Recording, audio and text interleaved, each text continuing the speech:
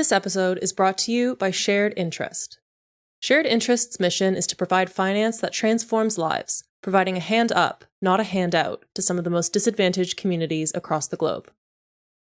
By investing with Shared Interest, you can help farmers and artisans around the world earn fair incomes and trade their way out of poverty to build a fairer, more sustainable future.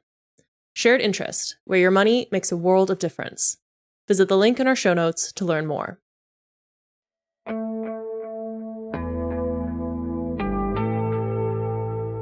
It has completely transformed over the past few years.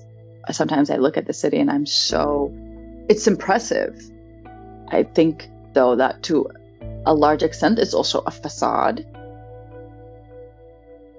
Welcome to The World Unspun. My name is Bethany Riley and I'm a co-editor at New Internationalist magazine.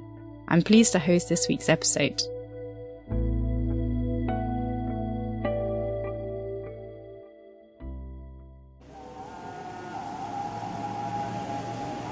Walking through Addis Ababa is a sensory overload. Prayers from Orthodox churches and mosques permeate through the air, crashing into the roar of traffic. Cars hurtle by with goats strapped to the roof, and the rich smell of coffee fills your nostrils at almost every turn. But over the past couple of years, another sound has begun to dominate these streets. The banging, drilling and clanking of construction work. Addis is a city at a crossroads. A massive redevelopment project is reshaping Ethiopia's capital into what Prime Minister Abiy Ahmed has called the Dubai of East Africa. His vision of a glistening metropolis of skyscrapers, wide roads and bike lanes aims to draw in investors and tourists alike. The scale of this project, which is called the Addis Ababa City Corridor Project, is hard to grasp. Imagine 5 Olympic Games unfolding in London, with every area and borough of the city coming under the developers' bulldozers at the same time. But modernisation has come at a really big cost. Informal communities have been displaced, and entire neighbourhoods erased, including the historic Piazza district and the cultural heart of Kasanchez. People that have built that reputation, people that have made the areas and the communities what they were, they're not there. They're gone now. And it's like the names almost have no representation. So what does this transformation feel like from the inside? For the past year, journalist Maya Misakir has been trying to answer that question through her Letter from Addis Ababa series, one of New Internationalist's longest-running columns. Traditionally, these letters have been written by women based in the Global South, changing hands every year and offering a perspective that rarely makes the headlines. I met Maya in 2024 while working together with my colleague Maxine on a report in Addis on women's rights, which you can read in the show notes, along with other stories from this episode. Maya quickly became more than a colleague. She was a guide and friend, introducing us to her city through places like the iconic Fendika Cultural Centre, where Ethiopia's traditional injera bread and tej, honeyed wine, are served up alongside the hypnotic melodies of Ethio jazz.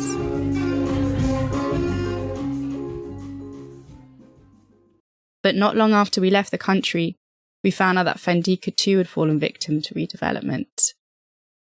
Maya reports primarily on human rights in Ethiopia, but in her letters, she stepped out of the news cycle to write about everyday life, things like belonging, identity, community, and the quiet pressures that shape how people live. When I think about identity and, being a woman and what it also means to the push and pull between, wanting to belong, but also really not wanting to be those things that you need to be in order to belong. In this episode, I speak to Maya about the city she was born and raised in, a place that she says feels like home, but that is also becoming increasingly unfamiliar. Stay tuned.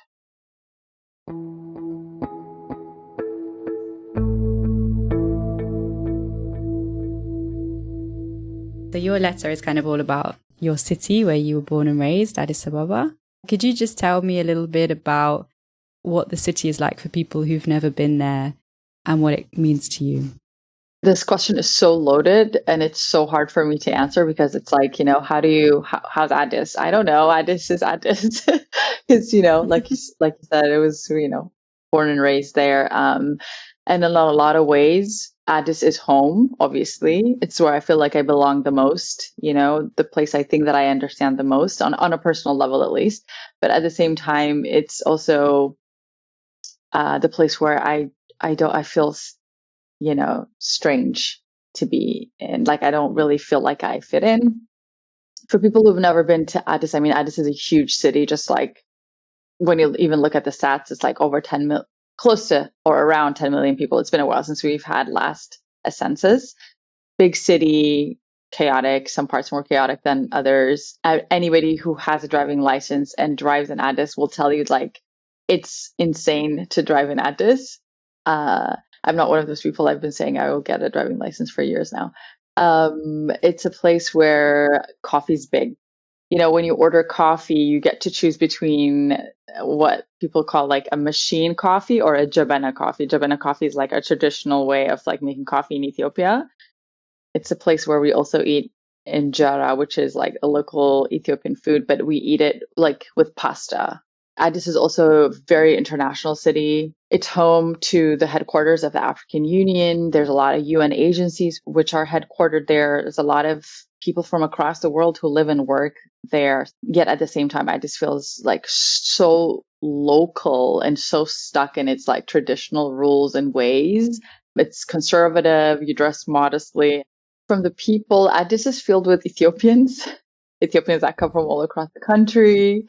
And like I said, it's a big city, but I think that the fact that a lot of Ethiopians come from different regions, speaking different languages, different ethnicities, and we have a very diverse country, right? It's over 80 ethnic groups, nations, and nationalities. So, like a lot of other big cities, it's like the classic melting pot. In London, for example, I'm a Londoner. We have a kind of reputation in the rest of the country as being like cold and not very nice. But I was wondering if Addis has any kind of stereotypes. Compared to the other parts of the country, we have this reputation of being like very cold, very don't bother me, very individualistic. I was talking to this friend of mine who told me he's not from Addis, and we were talking about this particular saying they have there where people in Addis, when you spend the night at their house, they'll wake you up in the morning and they'll ask you if you've eaten breakfast or do you want something to eat. And the idea is you spent the night at their house, like you're just waking up. And it's kind of like, kind of get out of my hair type of thing. So yeah, compared to the other parts of the country, like way less warm, way like, colder in that way. There's that reputation, which I think is fair. And I think something that's interesting about Letter From the series is seeing a place in the world through the writer's eyes, stories outside the news cycle. When I asked you to write this column after we met back in, 2 years ago, what kind of stories did you want to tell the readers about your city? I was hoping to write stories that don't really fit in what I usually cover in my reporting as a person who follows human rights stories, who covers conflict, humanitarian issues. There are certain experiences that are more personal, that are more my take and less of like what happened. And so I was hoping to be able to tell those stories about, the things that I experience every day, and basically to tell stories that an Ethiopian woman living in Addis could only tell you. I think what's been really interesting about editing this column has been the variety in the stories, from, ways that you've seen people building communities to the experiences of just walking in public spaces as a woman. Yeah, and I guess on that topic, did your perspective as a woman inform the approach you took to writing the series? Yeah, because I think that will happen whether I would like that to happen or not. I'm, unmarried, single 34-year-old Ethiopian woman who lives by herself and who's working as a journalist. And all of these like different elements for sure like shape the story that I get to tell you. I wrote this one letter was about making food. And I think that I'm not to say that making food is an exclusive thing for women, but in Ethiopia, especially the particular food that I was talking about, which is a very traditional holiday food that women are known for making. There is a saying that we have in Amharic that a man should not go in the kitchen, a man should not open a mesob. A mesob is where the traditional thing that you put injera in. And so making dorowet, or making that traditional food, was kind of extremely, not kind of, but extremely eye-opening into what a labor-intensive process it was, and how much literal blood, sweat, and tears. It's hours of cooking. I remember you writing that it took, how long was it, 4 hours or longer, stirring the same pot of onions, and you can't stop for a minute because it will stick to the bottom. So when you say labor intensive, it's incredibly labor intensive. It was, I mean, you just have to do it. You just have to go through the process to truly understand. Like, there's no words can do it justice. And that was what I was kind of thinking of the process, like how Ethiopian men should be able to make this food. It's such a defining meal. It's, you know, the food that brings us together on holidays. It's like a lot of people's favorite dish, you know, dorowet. Like, people love it. It signifies so much. And the process is before the holidays the next day, the women spend the entire night cooking because you want it to be fresh as well. And the next day they wake up and they serve the food that they've been cooking the whole night, and they barely caught any sleep. And I just feel like, how can we really be grateful for that much love and sacrifice if we cannot go through the process once and see how much it takes? I think every Ethiopian should kind of go through this process.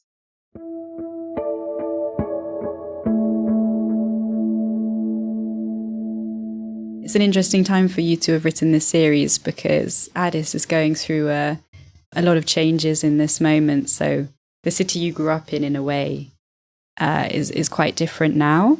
Could you tell us a little bit about the government's plans for the city and how that might have changed your relationship with it? The plan is to make Addis a clean city, a walkable city, a city where you can cycle from one place to another, that looks really good. And then also at the same time, that can attract tourists, that can live up to its name as kind of like, you know, like I said, the headquarters for many international organizations. And so it has completely transformed over the past few years. Sometimes I look at the city and it's impressive. We have so many parks now. We have a lot of, you know, riverside projects, like you have bike lanes, it's all looking just amazing. And there's been a lot of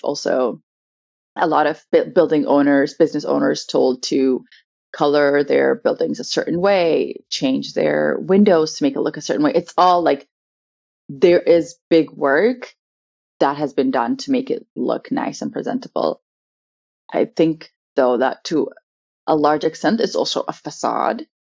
There's been a lot of areas that have been demolished where people have been living in formal and informal kind of like settlements that have been kind of forced to figure it out if they've been living in informal settlements, or have been kind of like flung to, like, you know, the outskirts of the city. And yeah, that part has been really sad. The reality is that just thousands of people have just lost their homes, and communities have been completely like broken apart. You know, people that used to help each other, that used to help take care of each other's kids. For people who don't know Addis Ababa, me saying the neighborhood names like Kazanchis and Piazza, like, this is just random names, but think of it as like neighborhoods that have had reputations of being like really cool parts of the city that have like such interesting and fascinating lores, and they're not there. They're gone now. And it's like the names almost have no representation. what does it mean to say, because I'm just now, before the renovations were happening, things were more accessible. But now it's kind of pricing out people. People don't get to spend time in the city where they were born and raised anymore. That feels like a familiar story, I think, probably for a lot of people living in capitals around the world, of being kind of gentrified out of their communities. But you did sort of write about in your second letter about kind of discovering new cultural scenes, or whether they were, maybe they existed before, but you hadn't stumbled upon them yet. But, art exhibitions and film nights and things. Can you tell us a bit about maybe this tension between the rapid development of the city and the discovery of new cultural and heritage projects? Yeah, I think for me, a lot of it has to do with seeking community, right? And as a person who feels like Addis is home, it's the place I know best, and I know how things work and how to behave, and who is around me and things like that. For the most part, it's also a place where I feel very odd, as in like an odd one out. And I'm not saying this is a feeling that's just particular to me, but that is how I feel. And so I've kind of looked for community and found it in so many different spaces, which is really cool. And I found that people are putting time, energy, and love into building these communities, whether it is, and I mentioned a couple of them in my letters, but one of them is this one called Kabebolosh, which is basically like this kind of a photo and film exhibition series. And the founder, she says something at one of the events. She said that, what she's trying to do is to cultivate a watching and listening public, and it's all about Ethiopian or African history and films. And I also mentioned in this letter, like, it's not necessarily that I was like, oh, such a film buff, that I'm like kind of hunting down, like, where are the places to watch films. Like, I'm really not. I never even thought I had the attention span for that, but it's the way that, it's made accessible, and it's the way that she focuses on community and who's there and paying attention, and, we're building this together and we're putting in time, and it's free. And I've seen it happen with the galleries as well. A lot of young people putting in their money and resources to open galleries to make sure that artists have space to show their work in the city. To me, it is resistance to this dismantling of community that's happening on such a larger scale in the city, that we make time to meet at a certain place. It's just all these little groups, and it's such an affirming feeling to be part of those. I guess the kind of implicit message with the redeveloping a city and making it unaffordable is saying to people that you don't belong here anymore. So yeah, I see your point of seeing it as a form of resistance against that. You mentioned earlier as well about Addis being a bit of a bubble. I was interested to kind of learn in Addis that there's also a disconnect between what's going on in the rest of the country and what's happening in the capital. What's it kind of like to live with that contrast? And can you tell me a bit about what that bubble is? That bubble is so insulated from the rest of the world. And if you don't try to really put effort into trying to understand what's happening outside, you could get lost in it. Especially as a person who is visiting and who's not from Addis, it's absolutely just like a complete bubble. You'll experience something that is just so vastly different from what the rest of the country is going through. And I think that's also kind of true for a lot of other capitals across the world in a way. But because in Ethiopia now there are two very serious conflicts happening in two of the largest regions of the country, and there's a lot of human rights violations and atrocities happening. And as a human rights focused reporter, I read so many reports that talk about what reality and what life is like for people outside of Addis. And it is, I don't know if I have the right words to describe it. Even in my experience, and I go to other regions also to cover stories, but I think that also, lately I've been thinking about parachute journalism, even in the sense of like people from the capital, like myself, going to areas like, whether it's Tigray or whether it's Afar or Somali region and covering stories there when, journalists from the areas or the regions, they can do such a better job. They understand the local context way better than I do.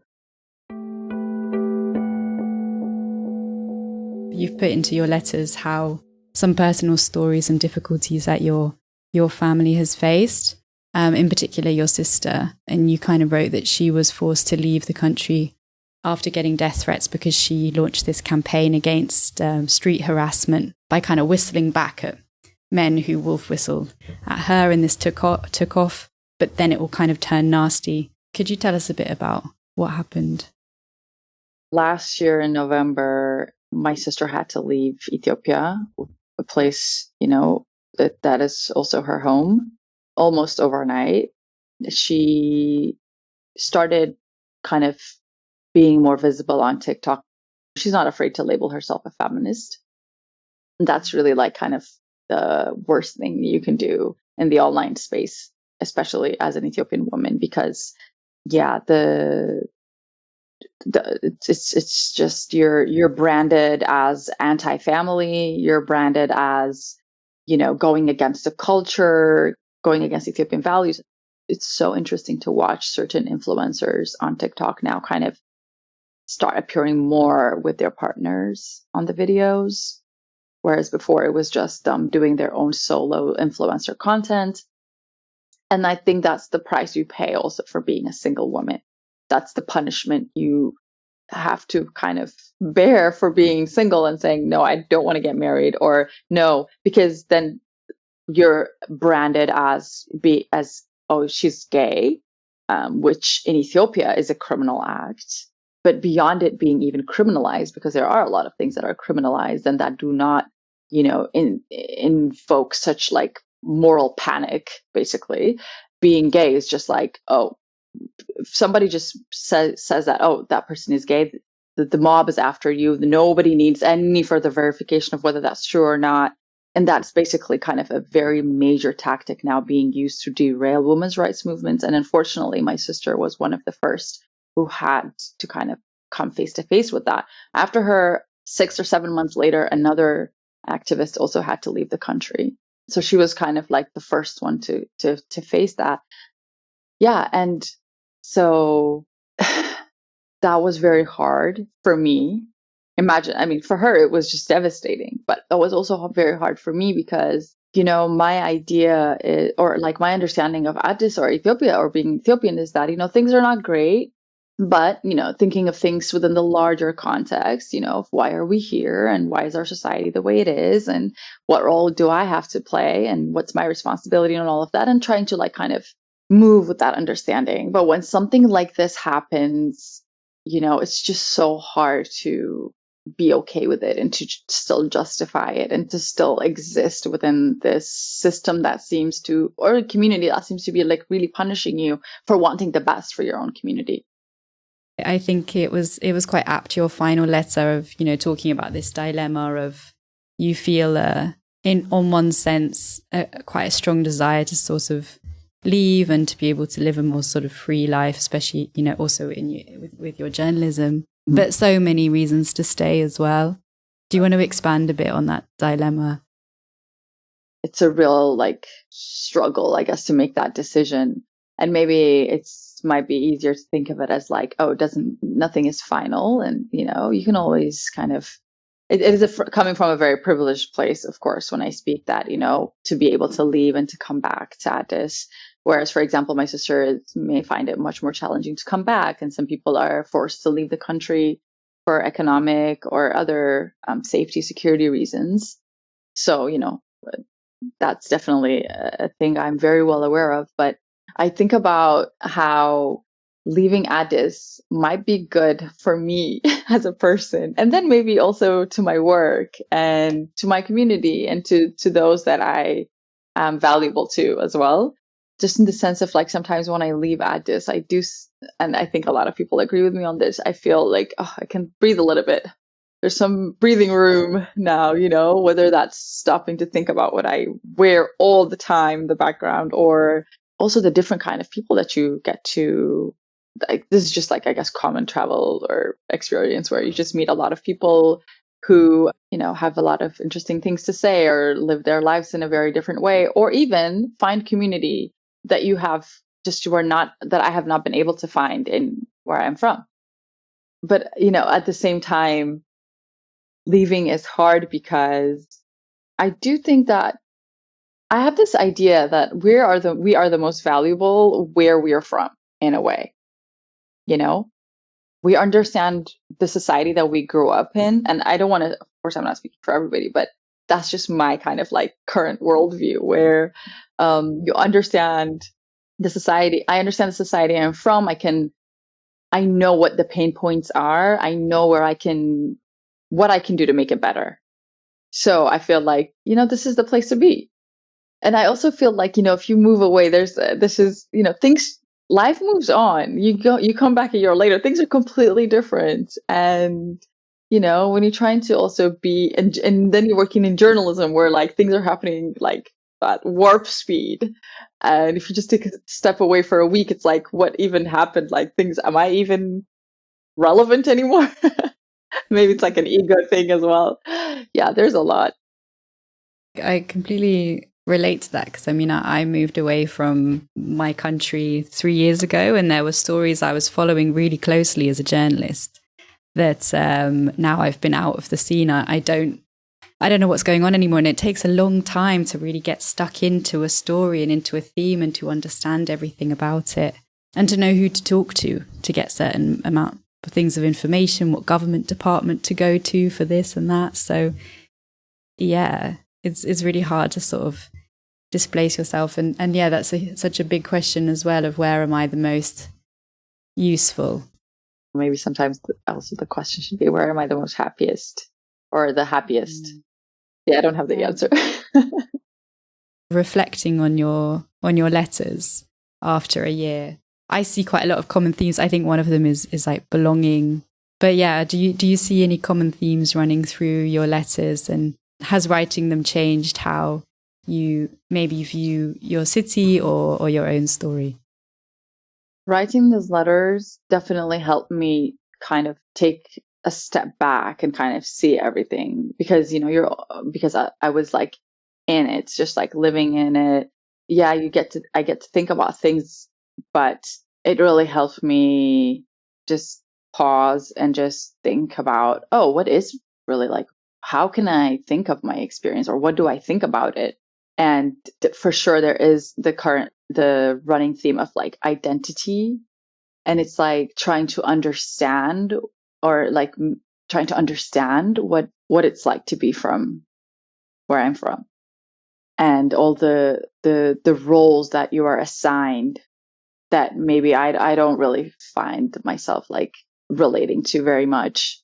And it's interesting because I think it really has been also my experience growing up and all these years of my life. It's not just this moment of like, oh, me living in Addis. It's just the culmination. It's my life experience. So it was very interesting to be able to like think about that. Thanks so much for having this, this section that allows people to talk or to write about their experiences from their heart, and allows reflection that news and reporting doesn't allow for. So yeah, just want to say thanks for that.